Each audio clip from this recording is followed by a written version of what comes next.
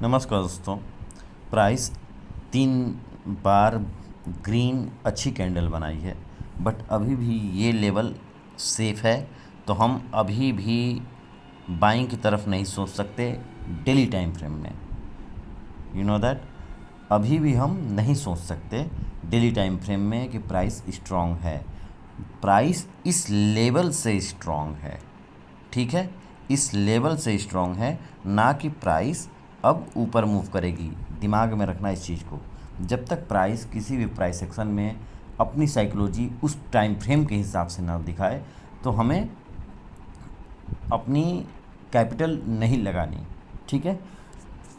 ध्यान देने वाली बात यह है यहाँ पे कि प्राइस अभी इस लेवल पे पहुँचेगा, सप्लाई पे, वहाँ पे क्या सिचुएशन दिखाती है, क्या साइकोलॉजी दिखाती है, ये इम्पोर्टेंट है। वहाँ से गिरने के बाद इस लेवल पे आती है, डिमांड लेवल पे, यहाँ पे क्या दिखाती है, दैट्स इम्पॉर्टेंट, ठीक है। अगर ये लेवल ब्रेक होता है या फिर ये लेवल ब्रेक होता है, कर्सर को ध्यान से देखो, या फिर सप्लाई ब्रेक होगा या फिर डिमांड ब्रेक होगा, ब्रेक होने के बाद क्या दिखाती है, क्या सिचुएशन होता है, ट्रैपिंग होती है या फिर ट्रैपिंग होगी या फिर एक मूव दिखाएगी, वो डिपेंड मार्केट पे करता है, ठीक है। हम उसको बस फॉलो करते हैं, ठीक है, हमें बस फॉलो ही करना है, ठीक है। अब 15 मिनट में चलते हैं हम लोग, और 15 मिनट में अगर देखें समझें, देखो, चाहे मैं, चाहे कोई भी हो, कोई भी मेंटर हो, कोई भी चार्ट को एनालाइज करने वाला हो, चाहे मार्केट एनालाइज करने वाला हो, वो कितना भी कोई भी लेवल बता दे, माइनर स्ट्रक्चर या major structure, price major structure पे आएगा तो ये ऐसे रिएक्ट करेगा, माइनर स्ट्रक्चर पे आएगा तो ऐसे रिएक्ट करेगा। बट प्राइस को अपने हिसाब से जो मूव करता है ना, मार्केट अपने हिसाब से जो मूव करता है वो डिफरेंट होता है। भले ही प्राइस उस लेवल को रिएक्ट करे, प्राइस उस लेवल को बताए गए लेवल से रिएक्ट करे, बट प्राइस को अपने तरीके से मूव करना होता है। हम उसको फॉलो करते हैं, उस जिस लेवल पे हमारी निगाह होती है, जिस लेवल को हम मानते हैं कि ये लेवल से प्राइस रिएक्ट कर सकती है, तो उस लेवल पे हमको प्राइस की साइकोलॉजी को देखना होता है, समझना होता है कि प्राइस उस लेवल से, चलो ऐसा ओपन हुआ, प्राइस ओपन हुआ, गैप डाउन ओपन हुआ, प्राइस फ्लैट ओपन हुआ, प्राइस गैप अप ओपन हुआ, ओपन होने के बाद की उसकी साइकोलॉजी क्या कहती है, ये इम्पोर्टेंट है, ठीक है। तो कल हमने डिसाइड यही किया था कि प्राइस के लिए ये जोन इम्पोर्टेंट है। आपको याद होगा मैंने कल बताया था कि ये लेवल इम्पोर्टेंट है। तो प्राइस ने क्या किया है, प्राइस ओपन हुआ, प्राइस ओपन होने के बाद यहाँ पे कुछ देर रुका। अब रुका है तो ये सिचुएशन दिखा रहा है, अपना कंडीशन दिखा रहा है। यहाँ पे क्या कंडीशन दिखा रहा है, इसको समझते हैं, सब कुछ मैं क्लियर करता हूँ। देखो, प्राइस इसमें यहाँ पे ओपन हुआ, प्राइस ऑलमोस्ट ब्रेक कर दिया था नीचे ब्रेक करने के बाद प्राइस रिकवर करता है, ठीक, रिवर्स होता है, फिर रिवर्स होने के बाद फिर नीचे आता है, बट इस लेवल को ब्रेक नहीं करता, ठीक है। और ब्रेक नहीं करता, प्राइस फिर जाती है ऊपर की तरफ, और यहाँ पे इस जोन में प्राइस अभी रहती है, कॉन्फिडेंस नहीं दिखाती। प्राइस में ये ज़रूर दिखता है कि बायर स्ट्रेंथ में है, कभी कभी लगा कि सेलर स्ट्रेंथ में है। यहाँ पे ना सेलर ब्रेक कर पाया, ना यहाँ पे बायर ऊपर की तरफ ब्रेक कर पाए। जब इस जोन को ब्रेक किया ना, इस कंडीशन को जब ब्रेक किया ना, तब प्राइस में ये मूव देखने को मिला है हमको, ठीक है, ये मूव देखने को मिला है हमको। और प्राइस कहाँ तक गई है, प्राइस इस लेवल तक गई है, भले ही वो इस गैप को फिल नहीं किया, बट प्राइस इस लेवल तक गई है। ओ सॉरी, हाँ, मतलब ऑलमोस्ट वहाँ प्राइस उस लेवल तक पहुँची है, ठीक है। तो एवरीथिंग परफेक्ट नहीं हो सकता, सब कुछ परफेक्ट नहीं हो सकता। और अब क्या हो सकता है, इसको देख लेते हैं, समझ लेते हैं। देखो, जो मैंने बताया उस पर ध्यान देना, ये सब चीज़ें होनी चाहिए दिमाग में। तो प्राइस के लिए देखो, समझो, प्राइस के लिए ये कल के दिन स्टरडे को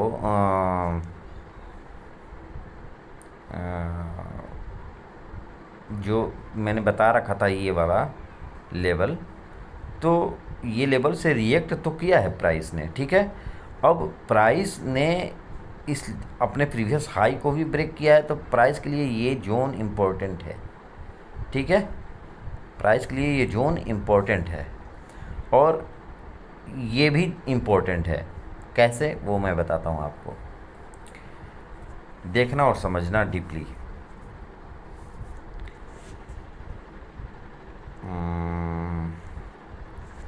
देखो, प्राइस ये अपना माइनर सप्लाई को ब्रेक कर दिया है यहाँ पे, ठीक है, ब्रेक करके ऊपर क्लोजिंग दी है, ठीक है। अब प्राइस के लिए ये लेवल इम्पोर्टेंट है, ठीक है, ये स्विंग इम्पोर्टेंट है, और ये अभी जो जहाँ से ब्रेक हुई है ना प्राइस, ये लेवल इम्पोर्टेंट है, ठीक है।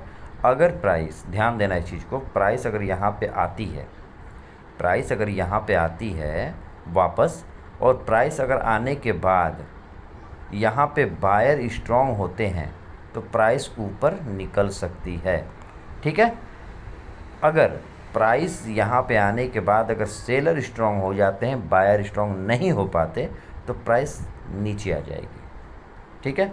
या फिर प्राइस नीचे आके फिर दोबारा ट्रैप कर सकती है, फंसा सकती है, ठीक है, क्योंकि प्राइस में अभी बुलिश अप ट्रेंड में है और बुलिशनेस दिख रही है, ठीक है। समझ में आ रही है बात। तो इस चीज़ के लिए भी तैयार रहना, इस ये लेवल पे आके प्राइस अगर यहाँ पे सेलर स्ट्रॉन्ग होते हैं, तो स्ट्रॉन्ग का मतलब क्या, प्राइस अगर नीचे ब्रेक करती है तो तुरंत एंट्री नहीं लेना, प्राइस ब्रेक करने के बाद प्राइस ऊपर जाएगी। अब जहाँ से ब्रेक की है उस लेवल को अगर क्रॉस नहीं कर पाती ऊपर की तरफ प्राइस सेक्शन बना के, तब हम समझेंगे कि प्राइस में सेलिंग प्रेशर ज़्यादा है। प्राइस यहाँ पे नीचे ब्रेक करेगी इस स्विंग को, माइनर स्विंग को, और प्राइस कुछ देर यहाँ पर रुकने के बाद नीचे की तरफ ब्रेक करेगी, और ब्रेक करेगी तो प्राइस यहाँ तक आएगा। तो कहने का मतलब ये है कि प्राइस को हर लेवल पे हमको उसकी साइकोलॉजी, उसकी कैंडल को समझना पड़ेगा, और साइकोलॉजी को समझने का सबसे बेहतर तरीका है प्राइस की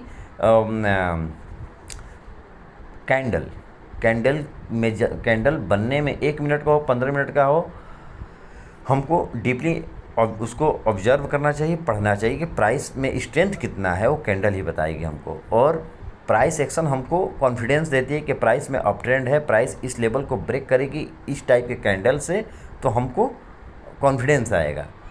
मैं जो बता रहा हूँ उसको डीपली समझने की कोशिश करो, ठीक है।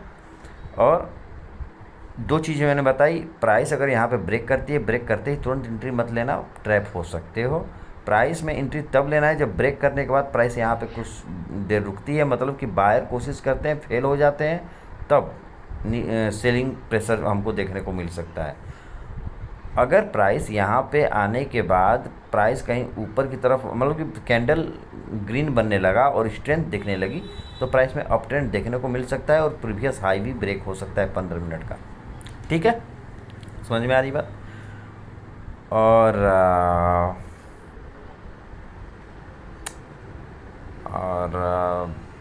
सब कुछ मैं बताने समझाने की कोशिश करता हूँ।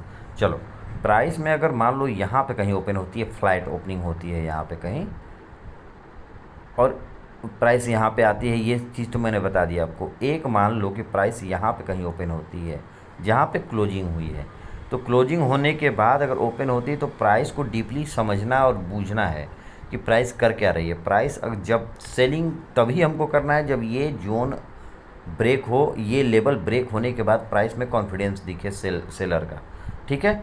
अदरवाइज यहीं पे आप सेल मत कर देना, ठीक है। प्राइस में बाइंग यहाँ से हमको अच्छा खासा देखने को मिलेगा, या फिर यहाँ पे अगर कुछ देर प्राइस रुकती है, रुकने के बाद निकलती है, तो हमको एक मूव मिल सकता है। हर लेवल पे, हर मूव पे हमको एनालाइज करना पड़ेगा, क्योंकि ट्रैपिंग से बचना है हमको, ठीक है। कहीं हमको गलत एंट्री ना मिल जाए, ये बहुत इम्पोर्टेंट है।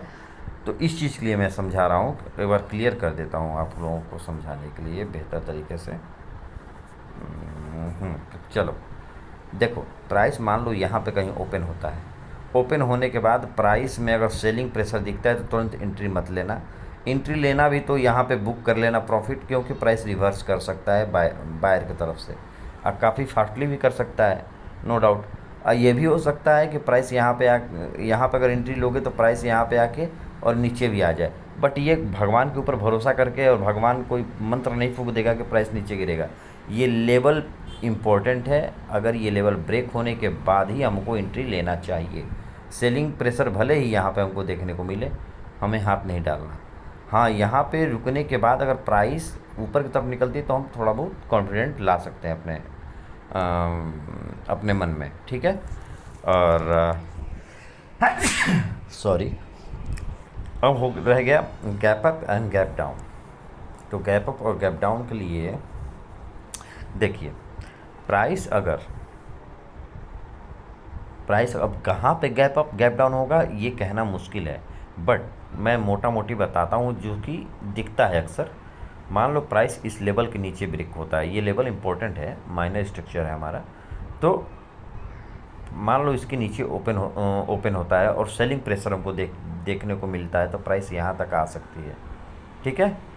यहाँ पे ओपन होने के बाद मान लो शार्प, दो तरीके के मूव हो सकते हैं, या तो मान लो शार्पली मूव हो, 15 मिनट का कैंडल बन जाए। अगर 15 मिनट कैंडल बन जाएगा तो यहाँ पे हमको इंतज़ार करना पड़ेगा कि अब इसके बाद क्या।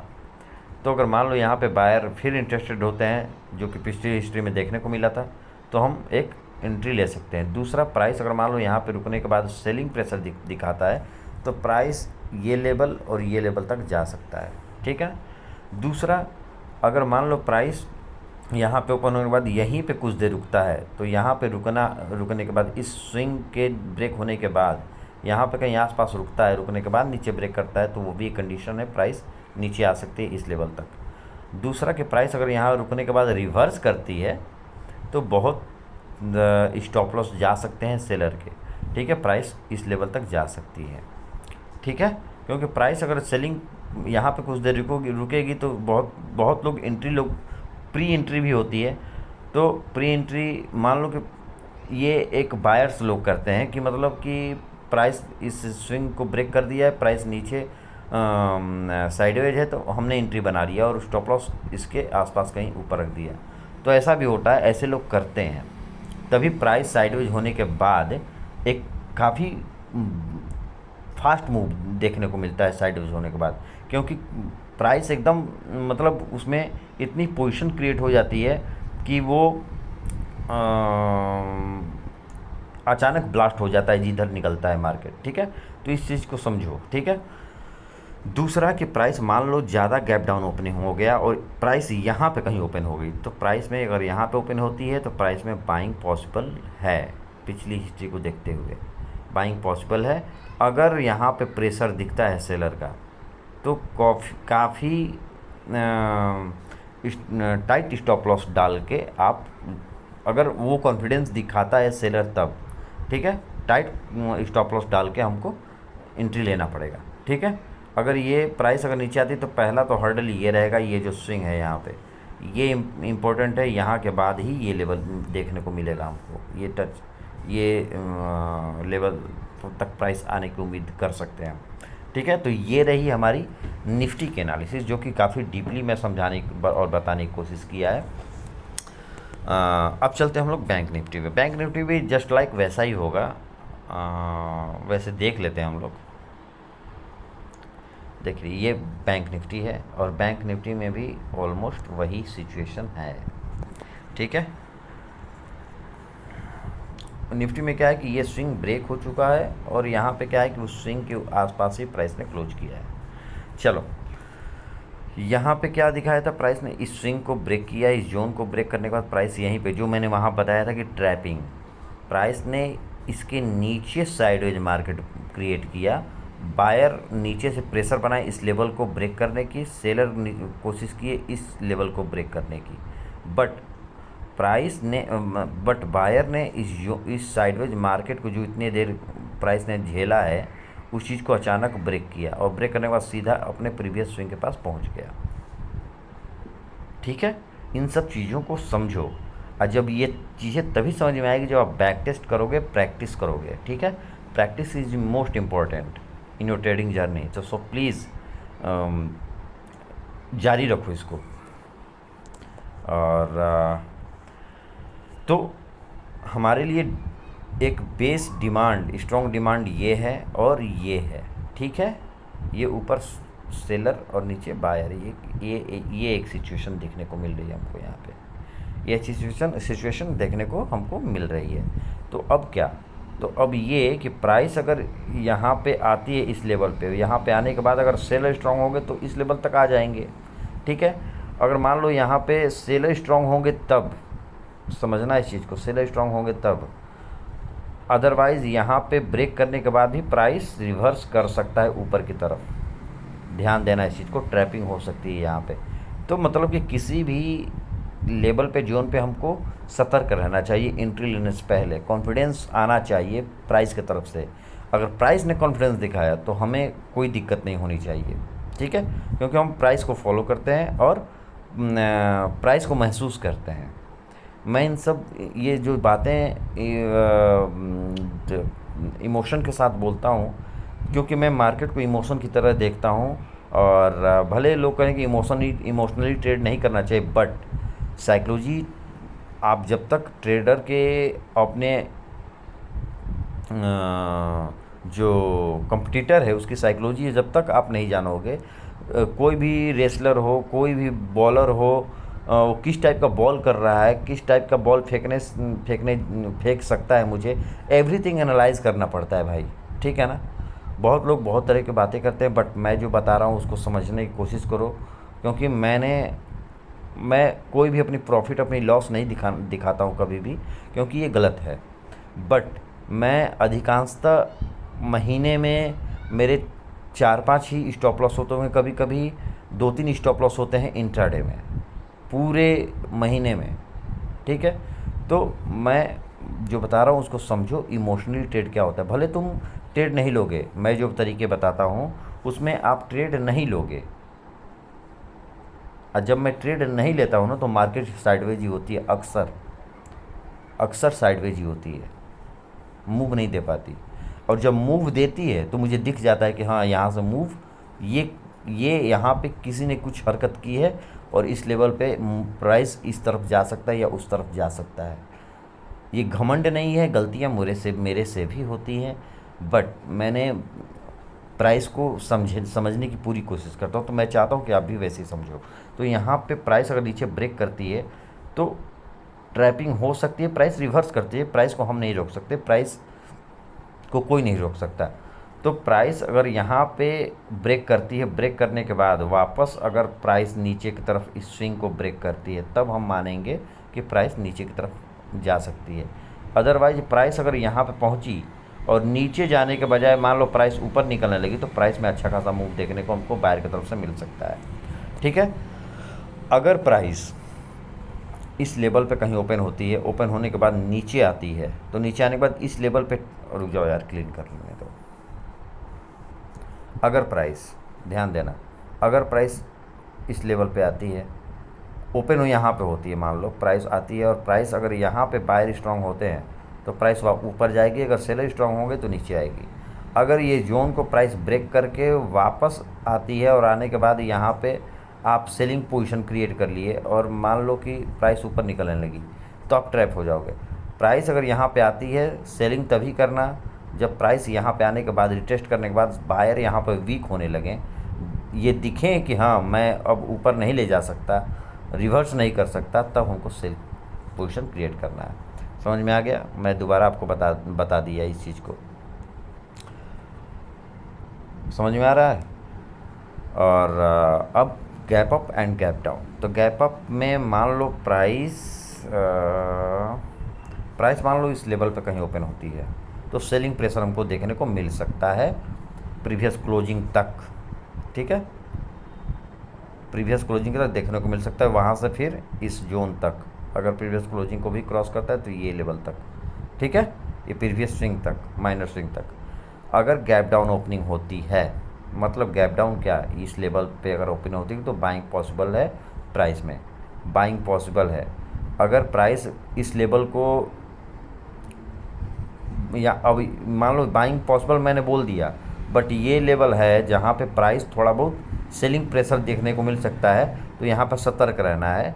और अगर प्राइस यहाँ पे बायर स्ट्रॉन्ग होते हैं तो प्राइस को ऊपर लेके जा सकते हैं प्रीवियस क्लोजिंग तक, या फिर इसके ऊपर भी। अदरवाइज़ अगर यहाँ पे बायर वीक हो जाते हैं, अगर सेलर स्ट्रॉन्ग हो जाते हैं, तो प्राइस को अपने ओपनिंग प्राइस तक लेके आ सकते हैं। ठीक है, तो ये रही निफ्टी और बैंक निफ्टी के एनालिसिस। मैंने जो भी समझाया बताया, इसको आप 2-3 बार वीडियो को देखना और समझना, मैंने कहाँ गलती की उसको ही बताना है। अगर आप गाली भी दोगे वो भी मुझे एक्सेप्ट है, बट गाली देने का रीज़न भी बताना आपको। बट कमेंट तो करो, क्या सिखा रहा हूँ, क्या गलत है, क्या सही है, हमें भी तो आईना दिखाओ। ठीक है, तो प्लीज़ कमेंट कीजिए, पसंद लगे तो लाइक कीजिए, डिसलाइक कीजिए, जो करना है करो, बट क्लीन चार्ट रखो, माइंडसेट क्लीन रखो। और मिलते हैं नेक्स्ट एनालिसिस वीडियो में। Bye bye.